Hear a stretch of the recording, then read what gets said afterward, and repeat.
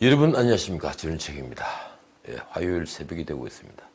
총선이 99일 남은 지금 여의도는 아주 조용합니다. 태풍 전의 고요일까요? 여야는 검경 수사권 조정과 정세균 총리 인준을 놓고 지금 기싸움을 벌이고 있는 중입니다. 글쎄, 기싸움이라기보다 눈치 보기 싸움으로 보이는군요. 보수 통합을 강요받고 있는 황교안 대표는 겉으로는 여전히 통합을 외치고 있죠. 그런데 속은 좀 다른 것 같습니다. 청와대도 선거에 나설 비서들을 내보내느라고 인사 문제로 뒤숭숭합니다. 한편으로 검찰 인사를 두고 청와대는 지금 국민 여론의 동향을 살피는 중이죠. 그래서 이제 오늘은 정세균 총리 후보자 인준을 앞두고 예고됐던 검경 수사권 조정안도 본회의 상정을 9일로 미뤘습니다.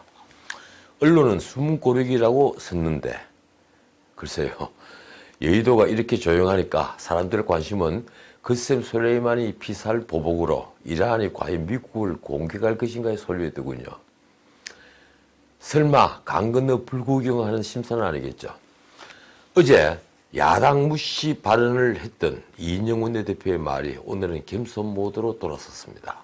일단 정세균 의원이 총리 인준이 되어야 이낙연 총리가 당으로 돌아와서 선거에 뛸 수 있으니까 말입니다. 이낙연 총리가 얼굴이죠. 시한은 열흘 뒤인 16일입니다. 야당은 국회의장을 지낸 정세균 의원이 행정부의 2인자인 국무총리로 가는 걸 헌법의 상권 분립 취지에 반한다면서 반대합니다. 저 역시 유튜브 방송, 이 방송에서 같은 주장을 했죠. 7일과 8일 벌어질 청문회에서 무슨 말들이 쏟아질까요? 총리 인준은 무기명 투표이니 여당도 쉽게 생각할 수만은 없을 겁니다. 그러니 검경 수사권 조정안 문제로 야당의 신비를 건드릴 필요는 없겠죠. 저는 어떻든 경찰에게 지금 수사 종결권을 주면 이제 검찰은 완전히 허수아비로 지나갈 것이라고 생각합니다. 어쩌면 멀지 않아 청탁수사, 촉탁수사 이런 추악한 문제들이 여기저기서 불거질 겁니다. 그런데도 이 정권은요, 근본적으로 경찰에게는 수사권을, 검찰에게는 기소권을 주겠다는 발상에서 한치도 벗어나려 하지 않습니다. 조금도 양보하고 싶지 않습니다.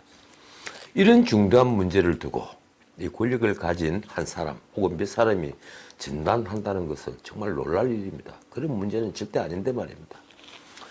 왜 이런 문제가 진영 간의 싸움으로 되었을까요? 우리 민주주의가 철저히 진영 간의 싸움으로 변질되어 있기 때문입니다. 얼마 전에 문희상 의장이 인용을 했던 프랜시스 후쿠야마 교수의 말처럼 민주주의가 데모크라시가 아닌 비토크라시가 된 것이죠. 문 의장은 그걸 두고 야당 탓을 했는데 그건 아니죠. 우리의 비토크라시는요, 여당 책임이 제가 보기에는 훨씬 더 큽니다. 양심적으로 제가 말씀드리는 겁니다.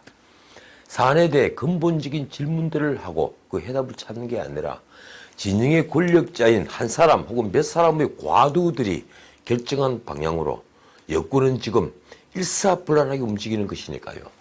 연동제 선거법이 그랬고 공수처법이 그랬지 않습니까?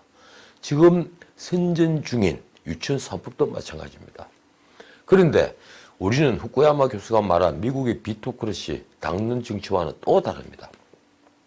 우리는 이념의 대립이라기보다는요, 명망과 정치, 우상 정치의 결과로 나타난 것이죠. 공수처법이 이념과 무슨 상관이 있는 겁니까? 심하게 말하자면 그건 단지 권력을 잡은 쪽이 사법 장악을 하기 위한 꼼수에 불과합니다. 이념과는 상관이 없는 문제죠. 그런 우상 정치에 매몰된 국민들은 한마디로 영혼을 잃은 좀비입니다. 제가 좀 과격한가요? 자신들의 합리적 무시, 이걸 두고 rationally ignorant라고 그러죠. 합리적 무시를 감춘 채 진영의 나팔수가 되거나 그들의 말대로 어빙이나 투사가 되거나 하다못해 생각 없이 투표장에 나가서 감성적인 진영 투표를 한다면 좀비와 다른 게 무엇인가요?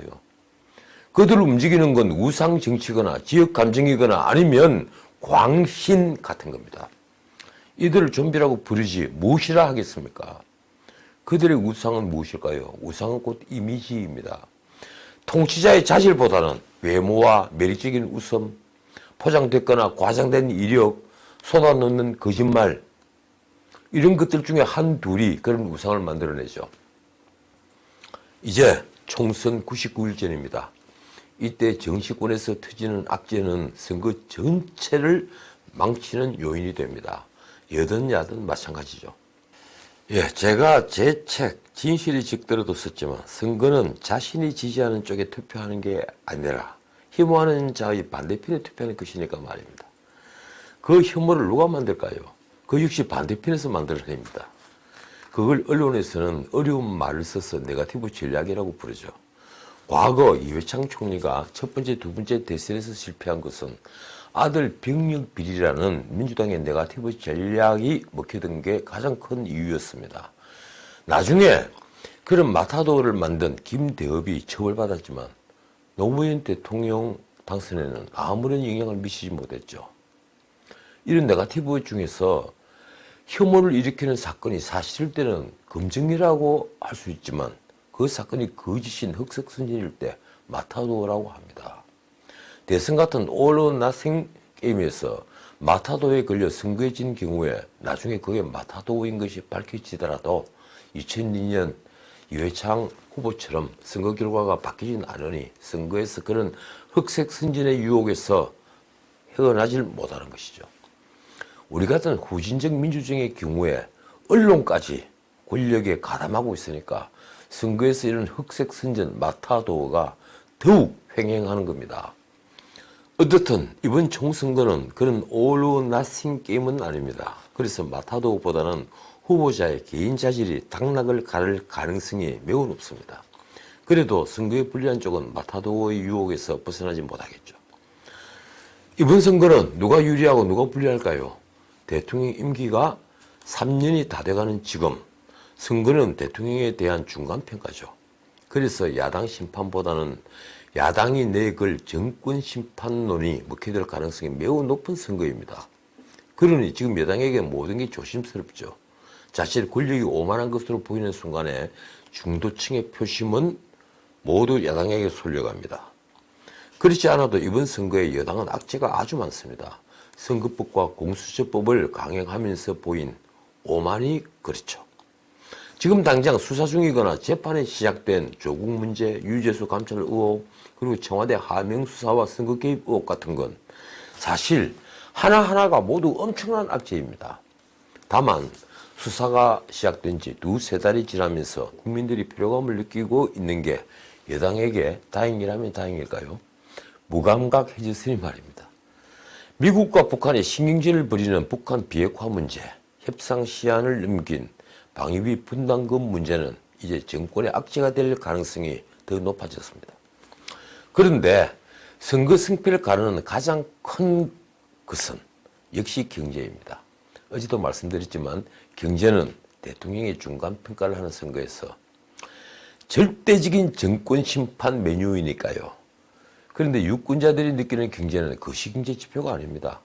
피부로 느끼는 경제죠. 체감 경제라고 부릅니다.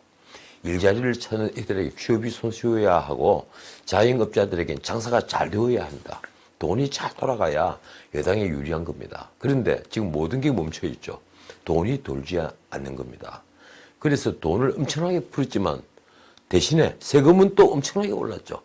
소득 있는 것에 소득세가 오르는 게 아니라 소득과 상관없는 재산세, 건강보험 등이 엄청나게 올랐다는 겁니다.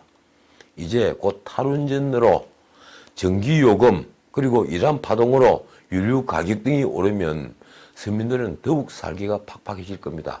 참 전기요금 올리는 건 총선 뒤로 미뤘더군요.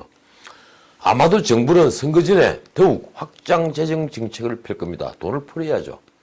당장 야당이 512조나 되는 초구대 예산을 두고 선거용 선심성 예산이라고 공격하는 것도 바로 그 때문입니다. 어떻든 이번 선거는 사실 야당이 질려야 질 수 없는 선거이며 또 절대 져서는 안 되는 선거입니다. 그런데 지금 선거 전문가의 예상은 전혀 다릅니다. 물밑 여론조사를 해보니 그 결과는 야당 심판론이 정권 심판론보다 훨씬 더 큽니다. 왜 이리 되었을까요? 전 정권의 실패가 아직도 영향을 미치기 때문입니까? 이유는 확실합니다. 야권이 인물 경쟁력에서 떨어지고 참신한 대안을 내놓지 못하며 무엇보다도 분열되어 있기 때문입니다. 바꿔 말하면 야권이 지금이라도 통합하고 지난 정권이 넘어간데 책임질 분들은 일단 네 선으로 후퇴해서 새 면모를 보인다면 야당은 압승할 수 있다는 겁니다. 그런데도 이 소중한 기회가 지나가려고 합니다. 시간은 하루하루 지나가고 선거는 닥쳐오고 있습니다. 자, 간략히 오늘 뉴스를 살펴보죠. 제가 지난 방송에서 말씀드린 검찰 인사는 뚜껑을 열면 생각보다는 파장이 클 것 같습니다. 언론의 관심은 법무부 검찰국장의 민변 출신이 들어가서 윤석열 총장을 견제할 것이다. 바로 그 문제입니다.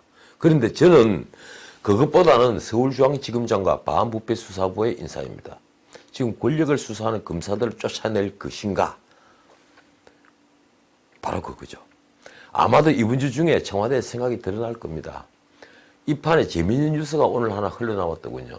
조선일보 특종이었죠. 추미애 장관이 당대표 시절에 비서실 부실장으로 있었던 정진우 중소벤처기업진흥공단의 본부장이 당시 선임행정관이었던 이광철 민정비서관을 만났다고 보도했는데 당사자들이 부인했다는 뉴스입니다. 미디어 오늘로 나왔더군요. 정진우 본부장은 민정비서관실에 다른 행정관을 사적으로 만났을 뿐이라면서 이광철을 전혀 모른다고 잡아댔습니다. 이 문제는요, 청와대 선거 개입 사건에 당시 당 대표였던 추미애 장관까지 연루될 수 있는 문제입니다. 오늘 조국이 다시 동부지검에 소환되어 조사를 받았습니다. 유재수 감찰부마 의혹 사건 피의자로서 말입니다. 물론 또 비공개 소환입니다. 이제 영장판사가 영장을 기각하면서도 범죄 혐의가 소명되었고 그 죄질이 좋지 못하다고 밝혔으니까 조국이 이 사건을 대하는 태도도 많이 바뀌었을 것이라고 저는 추측합니다. 강남 좌파들이 다 그렇듯이 자신은 살아야 할 테니까요. 그래서 그의 변호인들은 조국은 직접 청탁이나 압력을 받은 게 아니라 백운우 등 비서관들이 전화를 많이 받았다고 조국에게 말했다면서 짐을 떠넘기더군요. 그래서 조국이 감찰 중단을 결정했다고 해서 직권남용죄의 무게가 줄어들까요? 어쩌면 조국과 백운우 전 민정비서관이 대질을 하는 장면을 우리가 볼 수 있을 것 같습니다. 야당 통합 관련 뉴스도 나왔습니다. 한국당 황 대표가 새 보수당의 유승민 의원이 내건 통합 사문칙을 전면 수용한다는 뉴스입니다. 유 의원이 말한 탄핵의 강을 건너자, 계획보수로 나아가자, 낡은 집 허물고 새 집을 짓자, 이 사문칙 말입니다. 그렇다면 당장 한국당이 아닌 새로운 정당을 만들어 통합을 한다는 얘기입니다. 아마도 내일쯤 황 대표가 통합을 위한 선언을 내놓는다는 예측이 많습니다. 여기에 각계약진하고 있는 이현주, 원희룡, 이정현, 이재호 등 모든 보수 세력을 대통합한다는 것이니 그렇게만 되면 총선에서 야권이 승리할 조건의 50% 이상을 갖추게 되는 겁니다. 기대가 실망으로 바뀌지 않기만을 바랄 뿐입니다. 자, 오늘은 여기까지입니다. 겨울밤은 깁니다. 늘 드리는 말씀입니다만 그러나 새벽은 반드시 옵니다. 지금까지 전우책이었습니다.